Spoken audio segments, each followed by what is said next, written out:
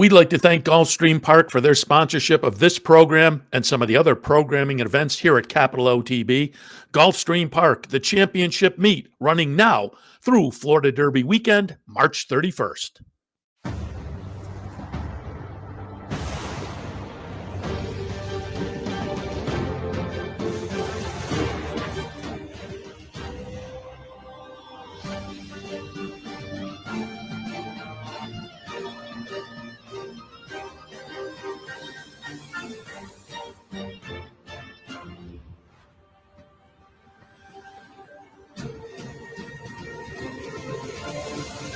Broadcasting live from the Capital OTB studios, this is Racing Across America with Seth Merrow.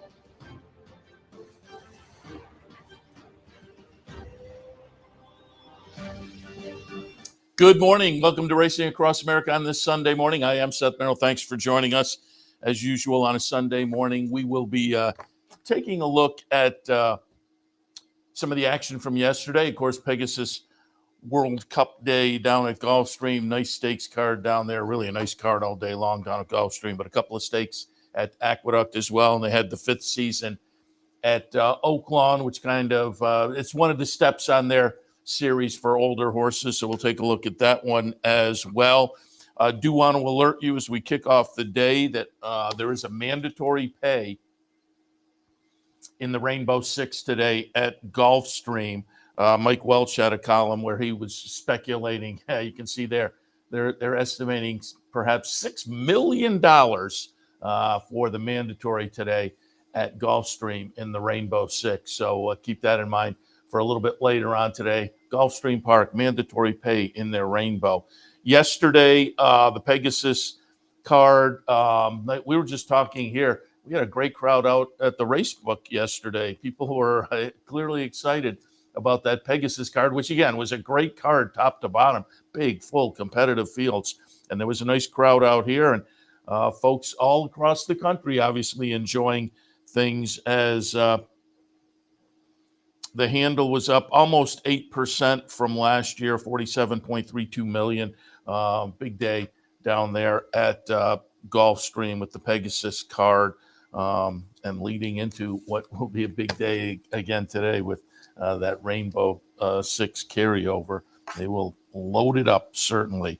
Again, we're going to do a little recap review of some of the stakes action from yesterday. A little bit later on, towards the end of the program, last segment, we'll be joined by Brien Bouyea, the communications director for the National Museum of Racing and Hall of Fame. They have a fundraising event coming up next Saturday evening.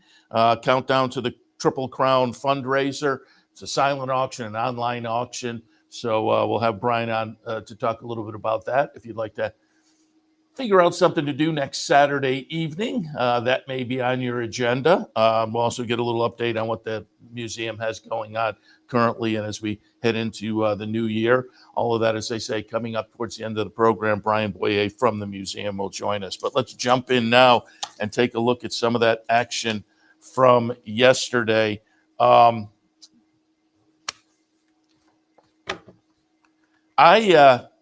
start right out with the highlight, the Pegasus World Cup. I took a little stand against National Treasure, certainly off his ding-dong battle in the Breeders' Cup Dirt Mile with eventual Horse of the Year, Cody's Wish. He deserved attention. He got attention, went off as the 5-2 favorite, taking action right along with First Mission, who was right in the same ballpark at 5-2. But the eventual favorite was National Treasure. The 107 buyer in the Breeders' Cup, he was a winner in the Preakness. I just thought that 107 kind of jumped off the page, and National Treasure's the number 7 horse, who sits off a blazing pace, and then Flavien Prat says, well, I'm going to take this lead here at the top of the stretch. And right here, you have to feel like National Treasure is in pretty good shape. Now, coming late is number 6, Senior Buscador, who makes a nice late run coming from way back in the pack on a track that just doesn't favor that style. And there was a point where you thought maybe he's going to have enough momentum to go by, but National Treasure just had the jump on him.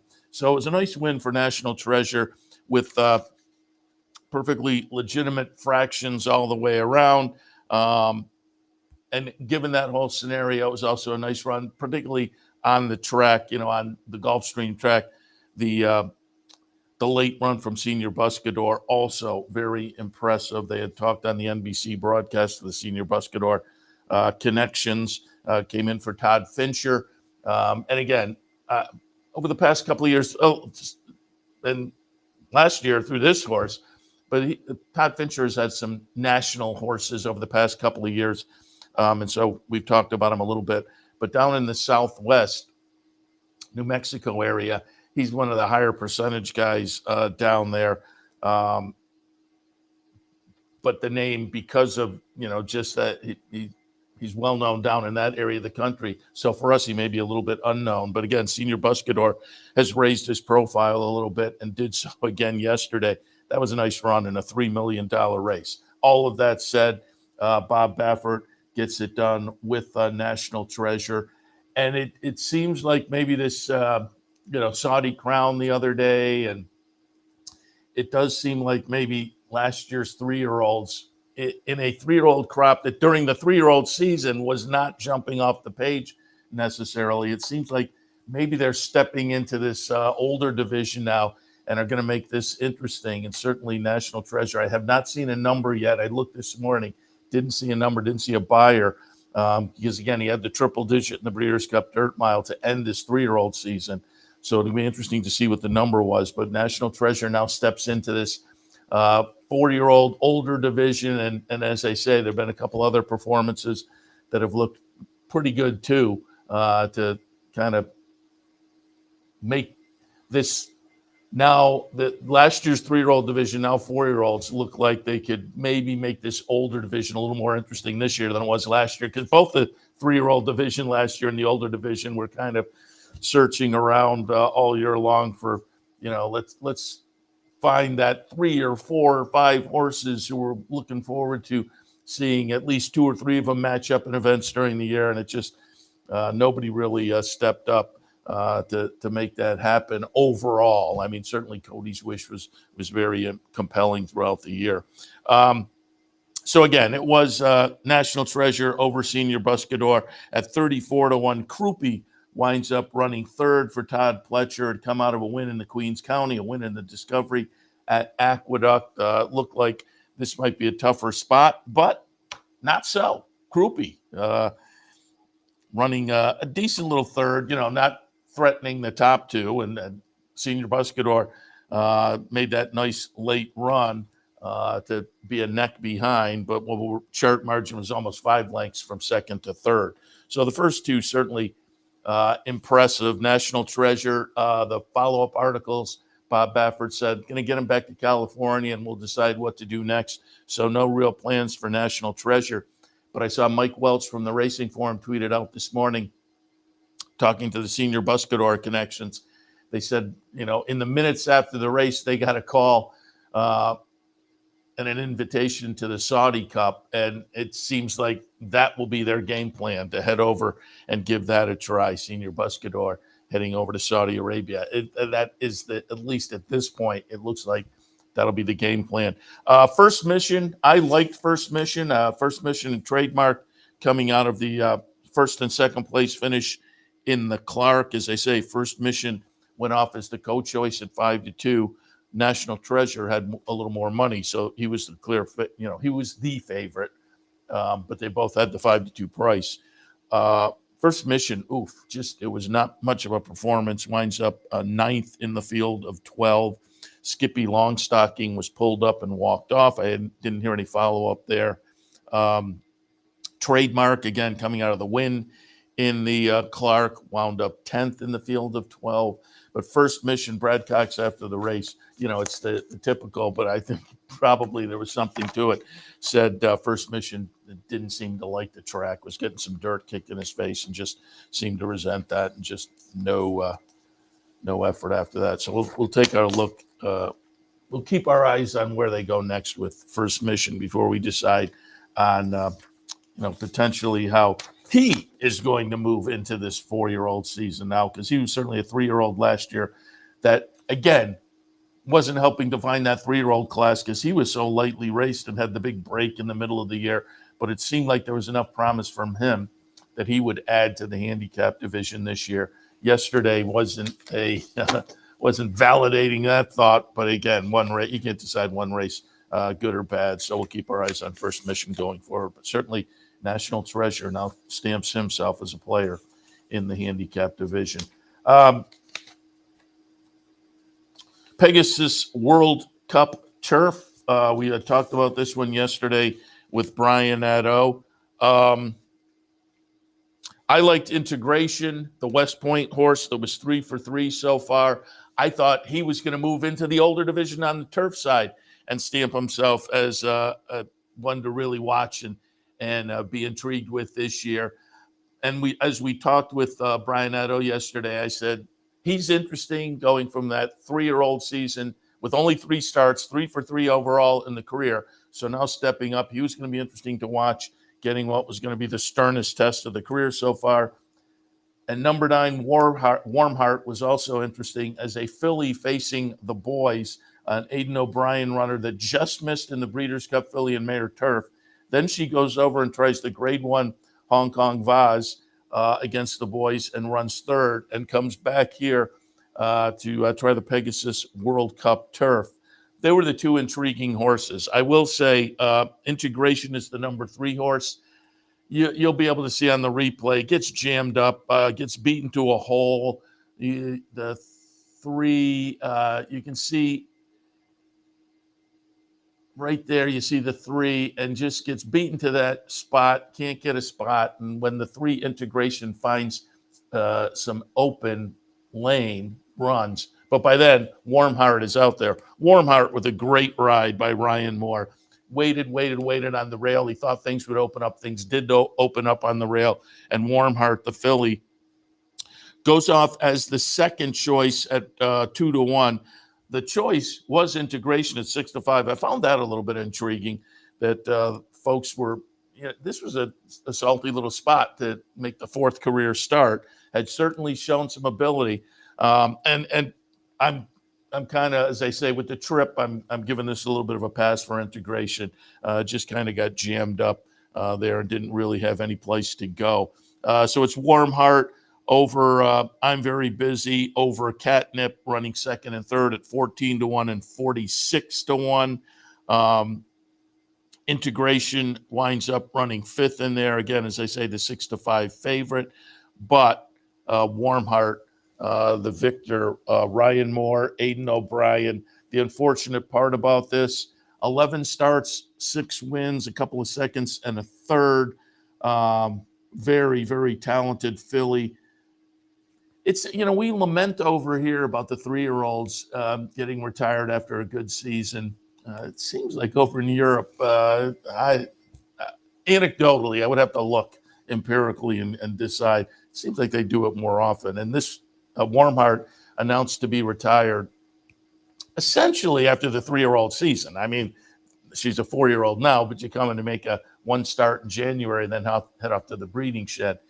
Boy, it's unfortunate because it seems like there could have been a nice future ahead for her on the racetrack. But they will go to the sideline, Tabor Magnier, out of the Aidan O'Brien barn into the breeding shed, and will be bred, from what I read, to Justify. Also notable yesterday in that Pegasus World Cup Turf, Warm Heart, new track record. So again, to see her now go to the sidelines off of a kind of a globe-trotting fall like that, won a Grade 1 at Longchamp in September, and then again over to the Breeders' Cup to just miss, over to Hong Kong to run very well, and then winning that race yesterday in track record time. What could have been on the racetrack, unfortunately, but now I guess we'll look for her offspring. Certainly one to look forward to, an offspring out of Warm Heart by Justify in a couple of years down the road, 3 years down the road. We'll see how that all works out. But again, it's unfortunate that we don't get to see more of her this year. Either just watching via the simulcast signals over in Europe, or maybe at the end of the year coming back for the Breeders' Cup, but not to be, as Warm Heart impresses yesterday and then heads to the breeding shed. We will get to see, though, more from Integration. Again, with that trip yesterday, I think we will certainly see a better performance going forward. Web Slinger from Mark Cassie. Talked with Mark about that one last week. Went off at 9-1. Only Integration, Warm Heart, and Web Slinger were the only three horses in single digits odds-wise. Everybody else went off at a 10-1 or better. And Web Slinger wound up running 6 just behind Integration. But like Integration, had a traffic situation that was not playing into Web Slinger. So both of those, I think, have legit excuses going forward. All right. Also on the card yesterday at Gulfstream, it was the Fred Hooper, a mile for 4-year-olds and up. I liked Accretive taking a little pop there on the horse off of a just complete dud in the Cigar Mile. The races before that, though, seemed to indicate that was an aberration. So I was looking for Accretive at 9-2 to maybe make amends. Not so. Accretive is going to wind up 8th in the field of 11. It's going to be Tumbarumba, the number 11 horse. 8-1 on the morning line for Brian Lynch. Luis Saez on board. This is a Louisiana bred, and in the last start had gone in the state-bred Louisiana Classic and run second in there. But Tumbarumba, in a ding-dong finish, winds up with a nose victory at 8-1, $18 and change over Castle Chaos with Tyler Gaffleone on board at 27-1. Steele is going to wind up running third in here, Steel Sunshine, at 7-2. And Hijazi was the favorite at 6-5, the Bob Baffert runner. I had that horse in the second mix. As they say, I like the Creative, but got nothing there. I put Hijazi in the second spot. I wasn't quite convinced on that one, but Bob Baffert, when he comes east, seems to do well. And at the top of the stretch, I think you would have thought Hijazi was going to get it done. Just got a little short late at the mile trip. Was coming out of a 7-furlong try in the Malibu previously. Had run second to the talented sprinter Speedboat Beach. But the mile just seemed to catch up to Hijazi, and that one winds up, again, top of the stretch. You thought, I'm going to get it done, but wound up running fourth in there as the, again, 6-5 favorite. But it's Tumbarumba at $18 and change, again, for Brian Lynch and Luis Saez. Again, kind of validating, you have 8-1 over 27-1 over 7-2, validates that it was just a day where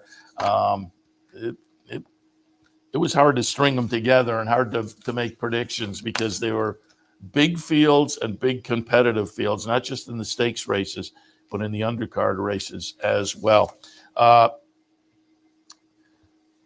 Pegasus World Cup Filly and Mare Turf, $500,000 up for grabs, 1 mile and a 16th the distance. And in here, I took a little shot with Fluffy Socks. Went off at 7-2. Irad Ortiz on board for Chad Brown. I thought off of the last effort, the Matriarch out at Del Mar might be interesting, might be moving in the right direction. But Fluffy Socks winds up running fourth. But as I handicapped in here yesterday during the afternoon and looked at Didia, who I had down in the third slot, Didia is going to be the number 9 horse. I said, boy, they're offering some odds here. Eventually went off as the favorite, but a lukewarm 3-1, so still offered some value. But as I was talking, it was a little more than that. But Didia, if you drew a line through the Breeders' Cup Filly and Mare Turf, this horse was very playable yesterday. And again, the betting public eventually got it right. As I talked, 10 minutes before the race, there was a little more value there. And I said, boy, you draw a line through that Breeders' Cup race, and Didia is attractive. And again, the betting public did get it right, albeit at still some value. And again, it was one of those days. You had big competitive fields, so you wind up your favorite at 3-1. You got $8.60. Jose Ortiz on board Didia. And again, tossed in a dud behind Inspiral in the Breeders' Cup Filly and Mare Turf. But before that had been completely solid. Validated that once again on Saturday afternoon, getting it done there. Surprisingly, at 26-1, runs second, the number 12 horse, the Todd Pletcher runner, who had come in off a break from Saratoga and had been in the Shug McGahee barn. Now goes out for Rapoli and Pletcher and winds up running a pretty good little second in there. And I should note, surprisingly interesting, because as I say, this was Phipps, McGahee, and then now Pletcher and Rapoli. And that was off a sale, that Horses of Racing Age portion of the sale in November down at Keeneland. Paid $1 million for this horse. So that, they didn't get the great result, but they got a pretty good result on their $1 million purchase. And we'll see what they do going forward now with the 5-year-old. Surprisingly, do they keep racing this one? Do they go to the breeding shed? Did Michael Poli buy it for breeding? I didn't read any follow-up there to say. But again, given the scenario, you pay $1 million. And given what the horse has already done, she's going to, I would think be a decent investment as a broodmare. But we'll see if they keep going forward because, again, they paid $1 million. They wind up with the, second purse money, which was about $100,000. It was $94,000. So, as I say, it would have been a great look to purchase the horse and then come back and win this race. But it was still, and they were only a neck back, so it was still pretty good looking purchase. Ruby Nell third, and as I say, Fluffy Socks, my pick, runs fourth in there. But again, it's kind of a nice little ding-dong battle with Didia getting it done, the 6-year-old, and we'll see what she has in store for her going forward. But she's had a pretty good career as well. And I'm just looking with that. She did. She went over $1 million with the first place purse money yesterday. So Didia now adding herself to the role of millionaires on the racetrack. We will go now to the inside information. Yesterday down at Gulfstream Park, again, on a day full of great stakes action. The inside information favorite in here was Mary Quite Contrary at 3-2, coming off a win in the Rampart, 2-1 on the morning line. I had her down in the third spot. I wasn't quite convinced on the numbers that she stacked up very well with this bunch, and 3-2 is maybe a little bit short. Bottom of my mix, I had Olivia Darling, the number 10 horse. Delgado and Irad Ortiz coming out of a third place finish in the Sugar Swirl. I thought it was certainly going to be competitive with this bunch. I wasn't sure on the front end. My top pick was Intrepid Daydream, the number 3 horse. That one went off as the 5-2 second choice behind Mary Quite Contrary. But it is Olivia Darling, the number 10 horse, and pretty easily at 7-1. So again, this one was another little bit of a head scratcher that offered some value on the day. Bluefield, who I had just underneath in my mix, runs second at 6-1, and then Mary Quite Contrary third. But you can see they're well separated. 2 1/4, 2 1/4, 5 1/4. The chart margins. Intrepid Daydream ran fourth in there. So Olivia Darling gets it done. And again, there was a pretty good career so far. It wasn't enough for me to use that up further in the mix. But that was the 5th win in 18 career starts. Last year, 6 exacta finishes with a couple of wins in 9 starts. Now starts this year with a nice win on the undercard, stakes-wise, Pegasus World Cup day. So we'll see what goes forward for Olivia Darling after the win yesterday. But it was a nice and convincing win yesterday at a decent little price. The McKnight also on the card yesterday. A grade 3 event, 1.5 on the grass. After scratches, I was left with the 1 and the 7. Francesco Clemente, who I originally had in the second spot, but my top pick scratched, so I moved up Francesco Clemente, a European import for Chad Brown, who had come over and had 3 starts so far in the United States. 4th place finish last September, and then had a win in October at Aqueduct, and then they went out and tried the Hollywood Turf Cup last time, beaten just a little bit at 7-5, the 7-5 favorite. Comes back yesterday, and for Francesco Clemente gets it done. 2-1 favorite for, as I say, Chad Brown and Irod Ortiz in the 4th start in the United States. The 5-year-old Francesco Clemente gets it done and winds up getting it done. You can see here, has all the momentum on the outside in the Peter Brandt Silks, and winds up a chart margin of 2 1/4. Then it's a ding-dong battle, 2nd and 3rd, starting over the 13 at 41-1, winds up running 2nd, F5 3rd, the 16, and number 8 cellist runs 4th. So it was a little bit, I mean, you had the 2-1 favorite on top, but if you did like the old 1/3, the lucky 113 exacta, you wound up with $247 for a couple of bucks on the exacta there, with the long shot coming in underneath. Starting over, also just making it in. A couple made it in from the AE list there, so you kind of lucked out as well if you like 113. But that one was a Mike Maker runner. Let a win in a Colonial Stake a couple of starts back. So there was a little something that maybe could have made you toss that one into the exacta and add some value to the favorite getting it done on top. And finally, stakes card yesterday at Gulfstream. It was the La Proviante. And another one that was a head scratcher for me. I had R. Callie Kim on top. Betting public made that one the 2-1 second choice. Betting public liked Romagna Mia as the favorite at 3-5. I had that one in the second spot. I had R. Callie Kim over Romagna Mia. And one of the horses I didn't use, Alpha Bella, the number 4 horse going out for Todd Pletcher, Luis Saez on board. And Alpha Bella gets it done here at 8-1. Again, running second was R. Callie Kim at 2-1, and running third, Antolian at 28-1, completing the trifecta. But it will be Alpha Bella. The final chart margin winds up to be 3/4 of a length. They took a little look at this. I said right after the race, I said that was a clever ride from Luis Saez, because he kind of made it tight in there for R. Callie Kim. I said that right after the race, looking at the pan shot.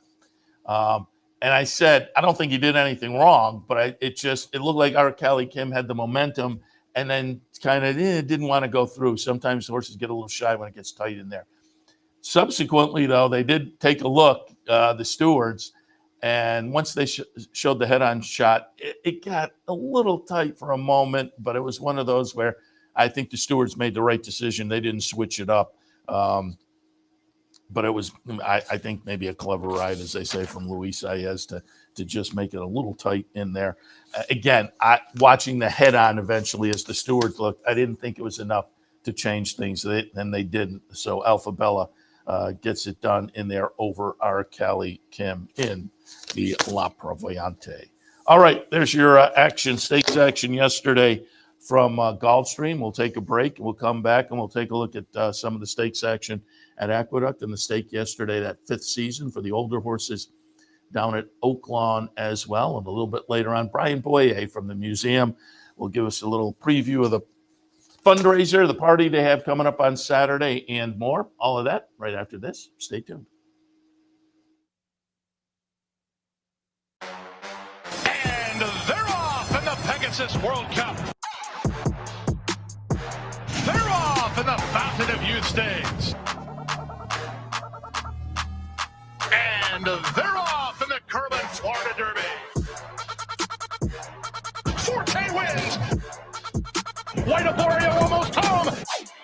Lundquist is still unbeaten. Orb and John Velasquez have won the Florida Derby. Florida wins! And there you have it. Northern Dancer will be the winner of the Florida Derby.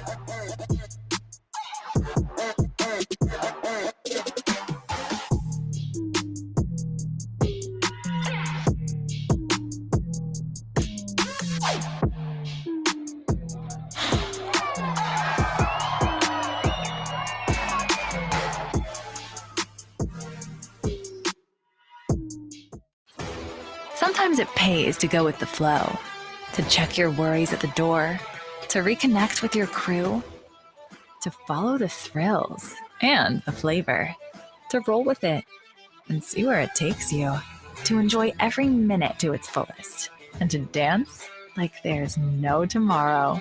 You can do that here at Rivers Casino and Resort Schenectady, where the good times flow.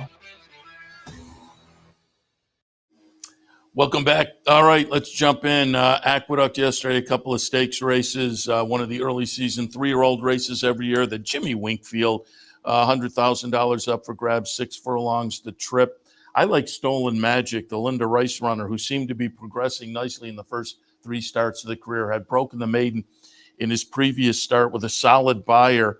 That was back in November. Obviously, made special weight to a little stakes race like this. It's going to be a saltier group and going to get tested, and Stolen Magic flunked the test. Stolen Magic is the number 3 horse. I had Bergen right underneath, and I said the Brad Cox runner coming out of a maiden breaker in the debut and a good second in the follow-up, and the second start had gone a mile down at Churchill. Now was cutting back to 6 furlongs. I said Bergen may be very tough. Well, I got that part of it right anyway, as this one at 4-5 gets it done very easily. 5 1/4 lengths, the chart margin. Iridescent, who also got in my mix, the David Jacobson runner, coming out of a nice win previously in an optional claimer. Runs second, and Air Cav runs third. Stolen Magic, as the 5-2 second choice, winds up running last, and just a non-competitive last in there. We'll see. I always say you can't make up your mind one race good or bad, and I think Stolen Magic is probably better than we saw yesterday, so we'll see if that one bounces back. But as I said yesterday, hey, surprise, surprise, Brad Cox with another very good 3-year-old. Nice little 3-year-old sprinter for Brad.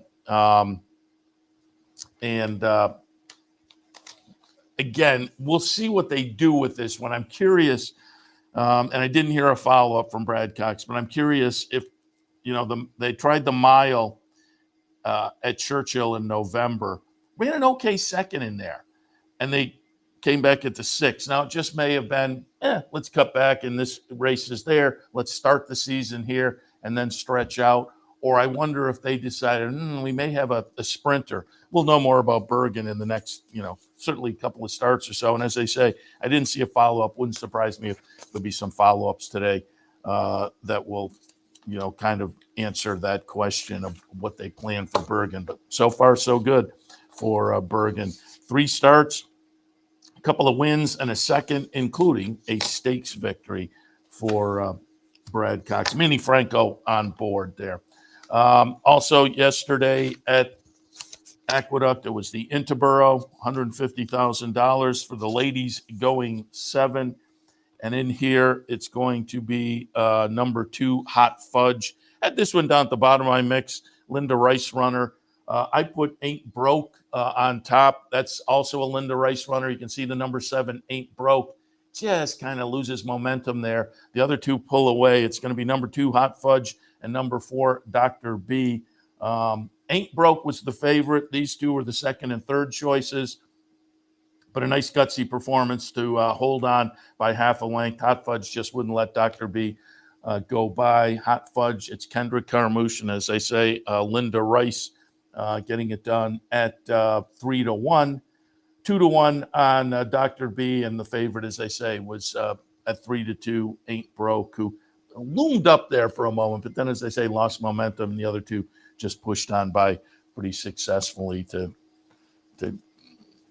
get the situation taken care of there. And finally, on the stakes side of things yesterday, there were some more stakes around the country, but the one I elected to look at down at Oaklawn, because again, they all season long, they have a nice series of races in the various divisions, and the fifth season is one of those in the series for the older horses. Wound up to be a field of 6 after scratches. The favorite's going to be Seize the Night. 8-1 on the morning line, went off at 2-1, coming off a 4th place in the Tinsel back in December to start the meet here at Oaklawn.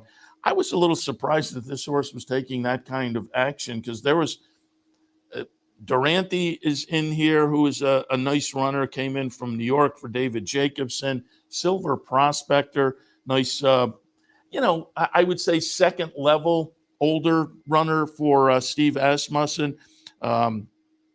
Silver Prospector has put $1 million in the bank, so that one was in, coming off a decent little optional claimer at Oaklawn early in the meet.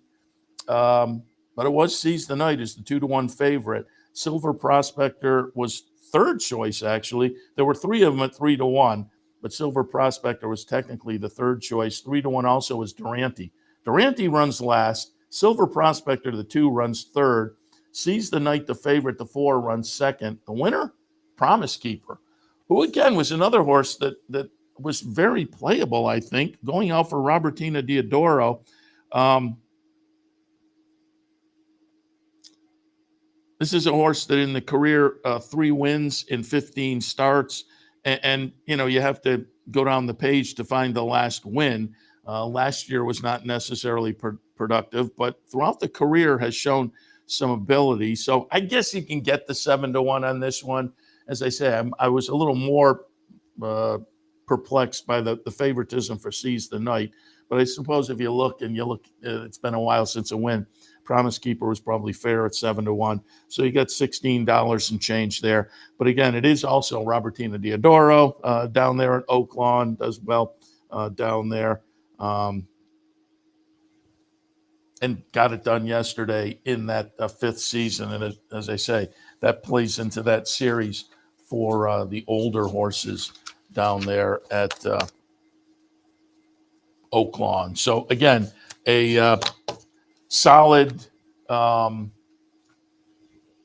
day of stakes races, highlighted by that Pegasus World Cup day at Gulfstream, where again they had a purse that was up. That's pretty substantial. The purse, or the handle, was up about 8%. That's a pretty good number. Watching the feed, it seemed like they had a pretty good crowd down there. When we had Brian Nadeau on yesterday, he said they were expecting great weather. As you looked, it was a very nice day, so that had to play into it. Big crowd, big fields. People love the big fields. That's going to lead into big handle, big competitive turf fields. That's going to help, and obviously it all did. I also wanted to note it was great to see, and it got a little buzz on Twitter, as it should, our friend Ron Nicoletti. When we had Brian on yesterday, he said, make sure you're tuning in, because I'm paraphrasing, but you'll see a familiar face in the first race. And there was Ron sitting next to Brian in the paddock for some of the racing yesterday. I believe he'll be there today as well. And I would assume he'll get plugged in a little more often, perhaps, hopefully. But Ron's had some health issues that he's been dealing with for the past year. And it looked great and was doing a great job yesterday. And it was really fun to see Ron back in the mix down there at Gulfstream yesterday. And as they say, got a little buzz, and folks on the internet were happy to see Ron as well. Great guy. Our trips to Gulfstream and having Ron visit us here via phone or Zoom or whatever, gotten to know Ron over the years, and great guy. And as I say, it was just fun to see him back in the mix and looking good and sounding good yesterday down at Gulfstream.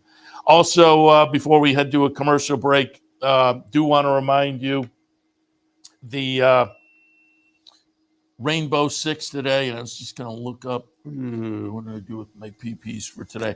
I was going to look up which race it starts in, but the Rainbow Six today has a mandatory payout, and they are expecting $6 million in the pool today. They're anticipating. So again, if you're a Rainbow player, keep that in mind. If you aren't a Rainbow player, today may be the day to think about it. And again, it's a 20-cent minimum, so you can put together a decent little ticket for a reasonable amount of money. So keep that in mind. Rainbow Six today, and it will go off this afternoon with the 6th race at Gulfstream.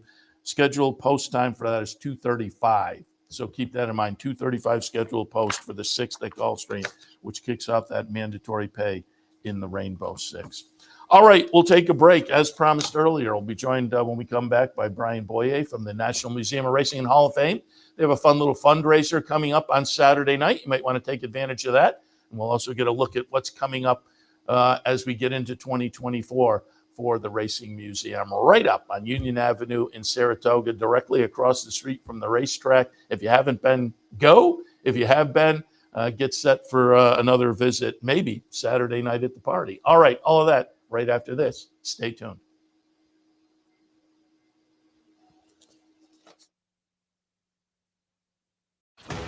Sometimes it pays to go with the flow, to check your worries at the door, to reconnect with your crew, to follow the thrills and the flavor, to roll with it and see where it takes you, to enjoy every minute to its fullest, and to dance like there's no tomorrow.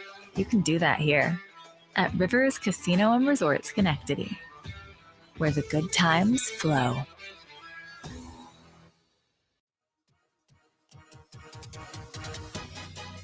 Gulfstream Park's championship meet brings world-class thoroughbred racing to South Florida each winter, and it's a prime reason to offer the best turf racing possible.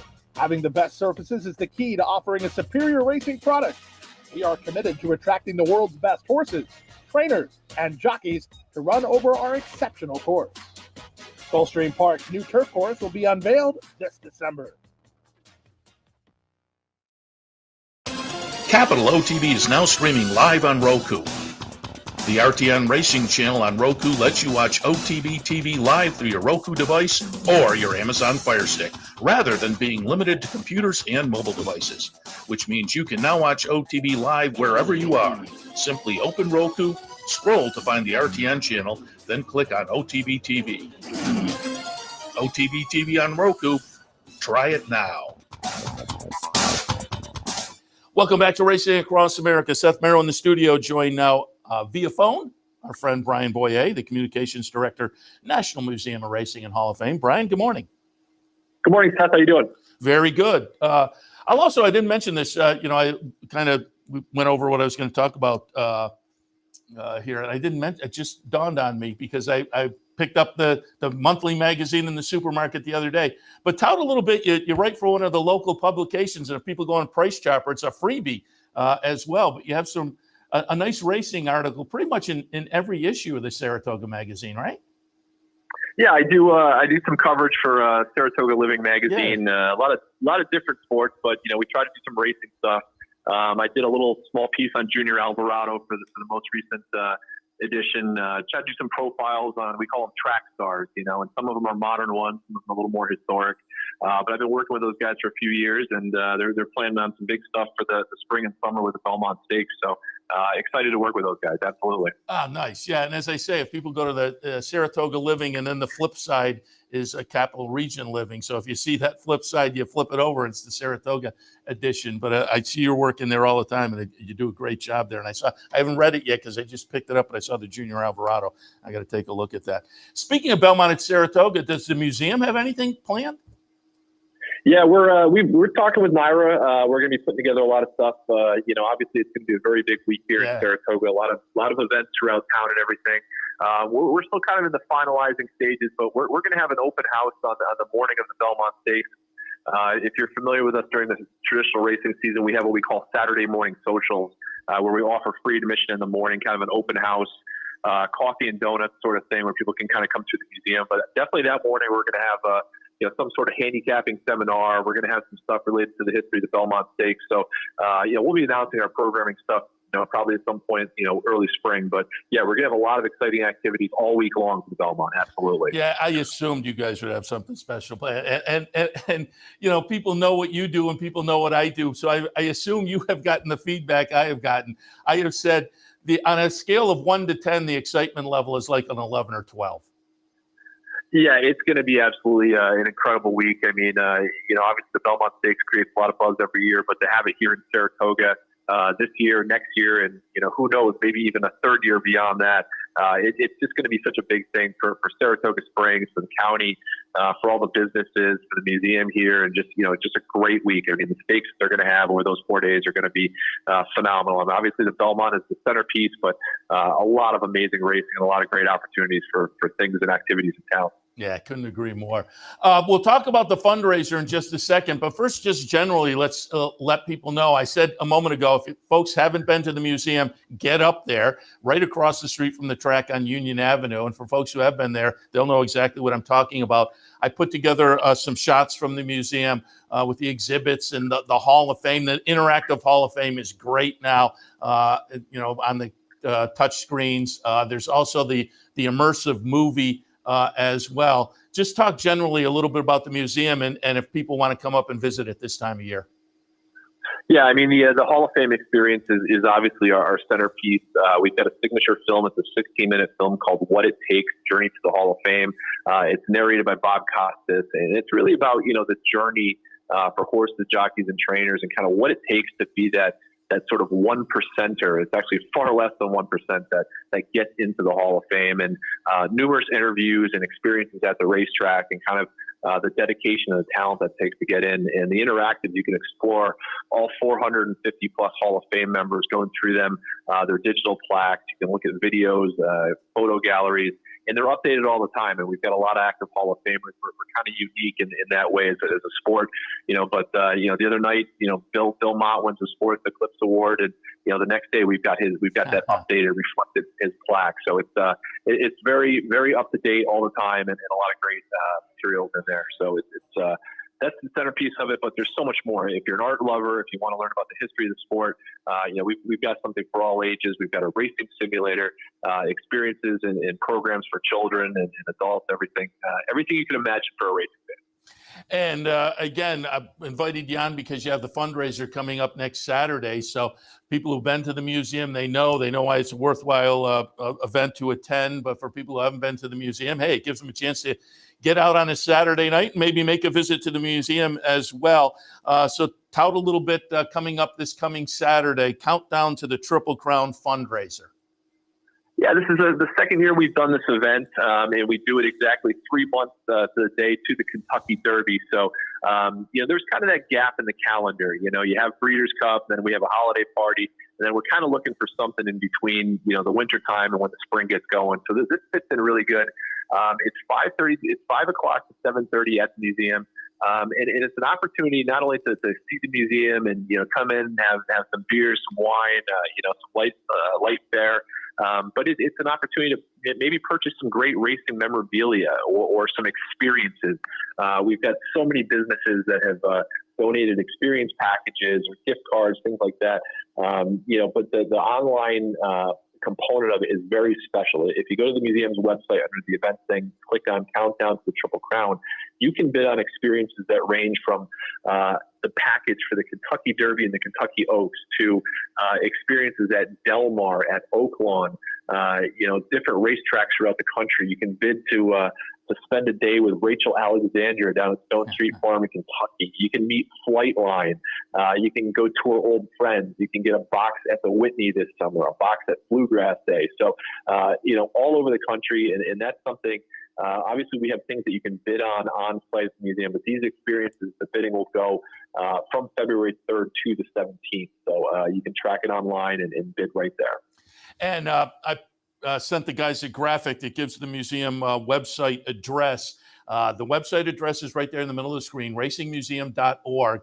And if you click up on that top about, Then that drop-down menu comes, you click on news, and you'll see that countdown to the Crown article that has the link to the auction. And again, the online auction has some very special items, certainly. So that's how you find it. Racingmuseum.org. Go to the website, click on About, and then News, and you get that countdown to the Triple Crown article with the link to the auction.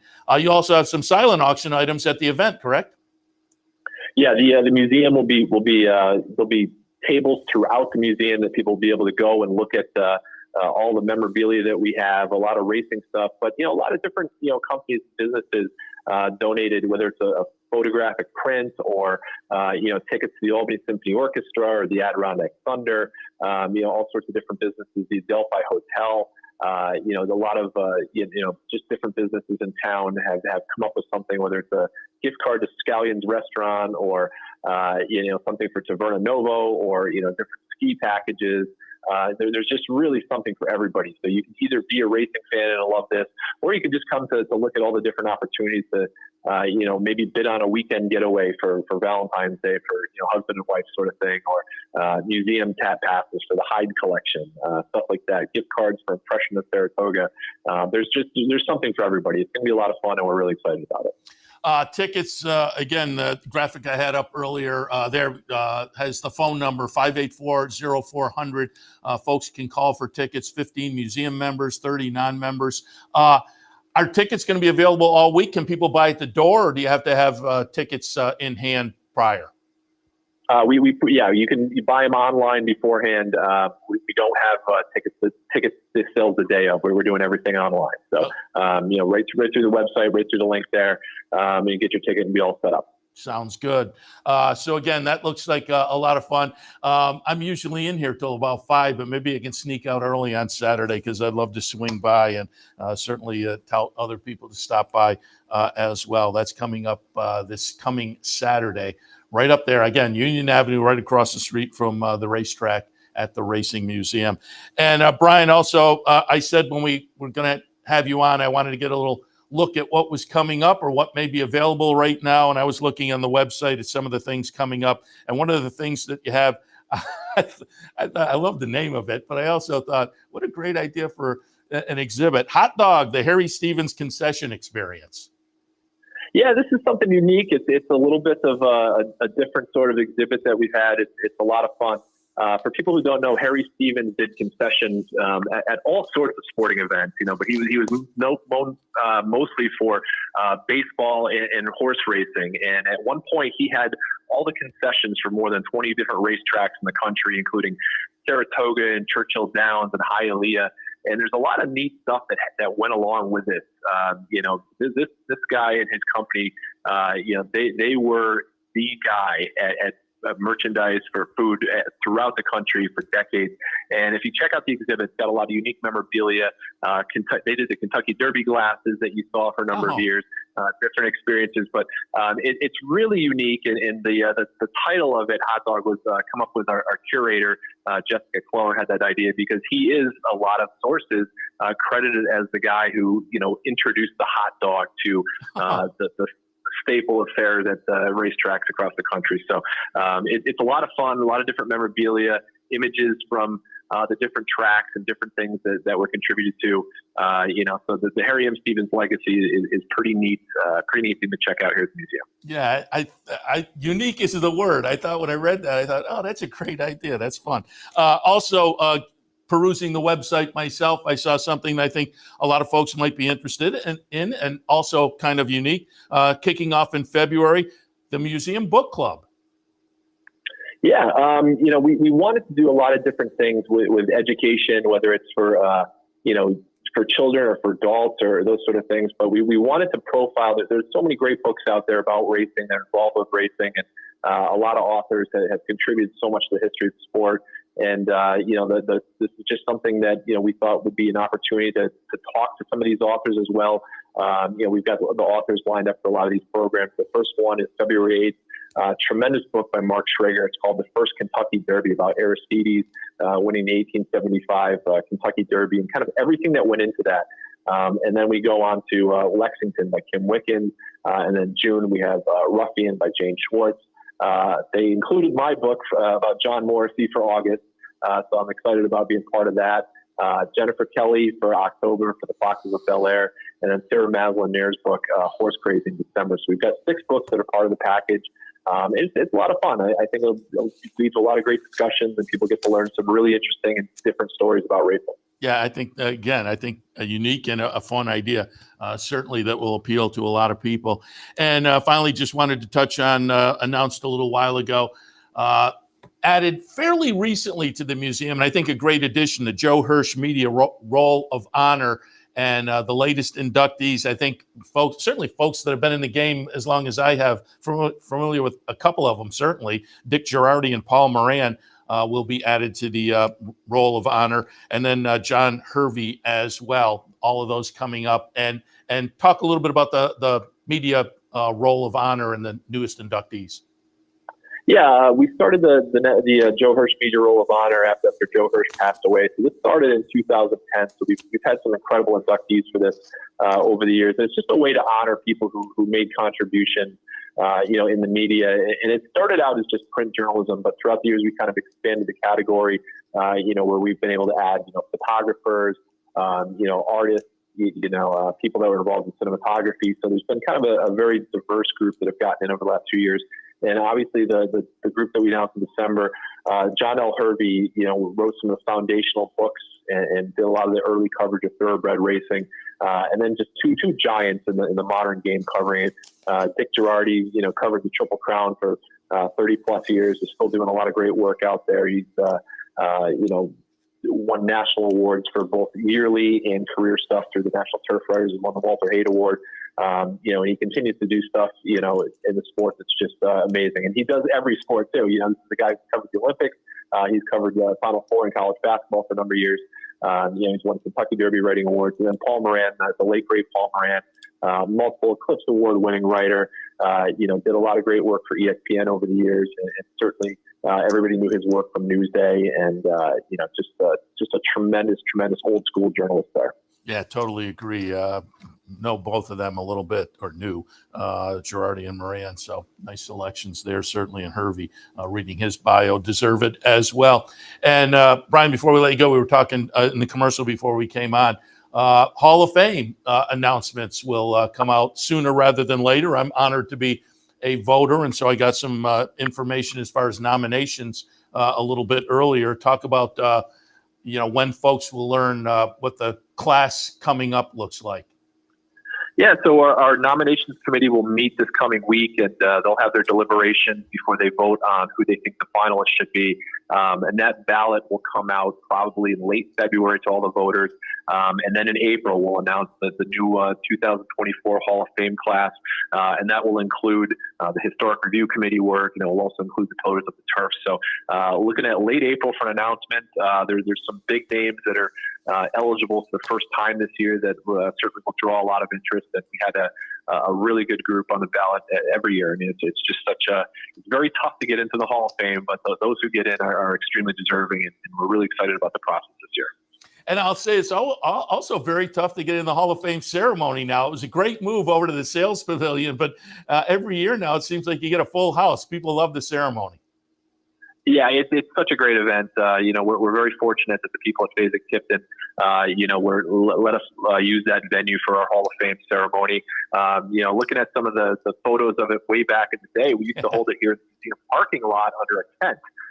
So we've kind of moved on to a great venue, and it's the perfect size. It fills up great.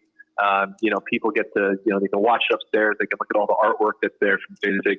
But it's just the perfect venue for it. And, we get great production work working with the Keeneland broadcast team that puts together all of our videos. And once again, Tom Durkin will be serving as master of ceremony. So it'll be a great event. The first Friday in August, it's right before Whitney weekend here at Saratoga. And I'm sure we're going to have an incredible class once again this year. Yeah, and if people have never been to that, I'll tout that as well, because I remember when it used to be held over at the museum, and it was a great move over to the sales pavilion. Arrive early, but not only do you get to see whoever this year's inductees are, but plenty of Hall of Famers show up as well, and you get to take your picture with them or get an autograph or whatnot. A lot of fun. And then there's usually that autograph session over at the track as well.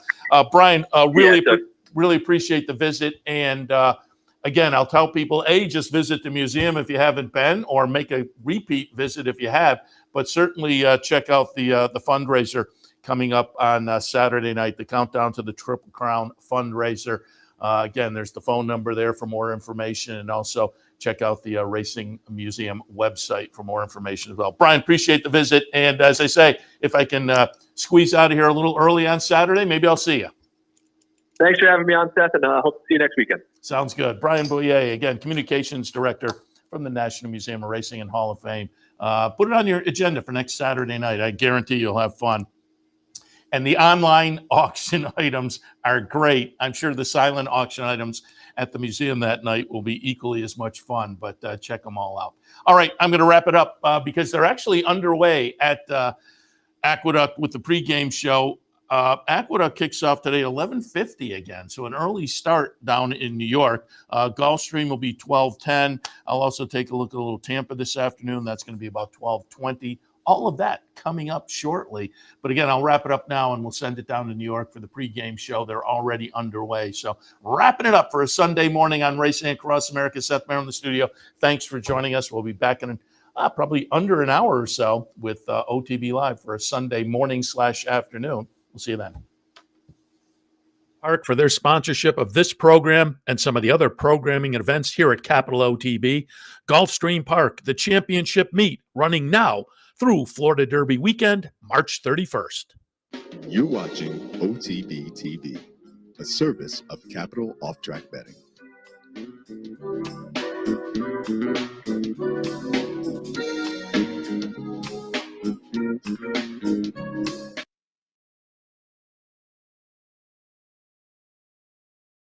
'59 buyer was not really to be replicated, and she did regress ever so slightly, but at the same